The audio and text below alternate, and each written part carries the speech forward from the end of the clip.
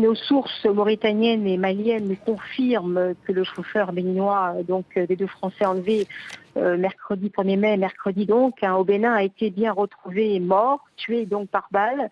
Le véhicule qui les transportait a été brûlé. Le véhicule a été retrouvé à Diapaga, au Burkina, donc à moins d'une centaine de kilomètres de la frontière, donc avec le Bénin. Et selon ces mêmes sources, les otages, deux hommes, des Français, des enseignants, seraient actuellement dirigés vers le Mali. Alors Emmanuel, dans quel contexte sécuritaire cet enlèvement a-t-il eu lieu?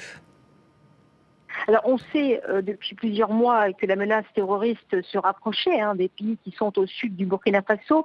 Alors c'est vrai qu'il y a aussi dans le même temps la montée en puissance d'embuscades, elles sont liées au brigandage.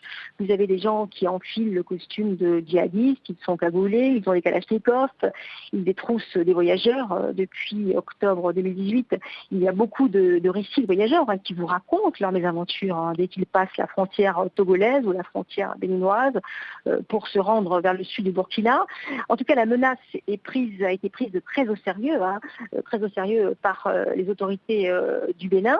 Lorsque les autorités ont été informées par le Burkina Faso début avril qu'il y avait un risque que des cellules terroristes s'installent dans le nord du Bénin, le pouvoir exécutif donc béninois a tout de suite réagi. Il a en quelques jours déployé 1 millier d'hommes dans la zone de la Pandjari.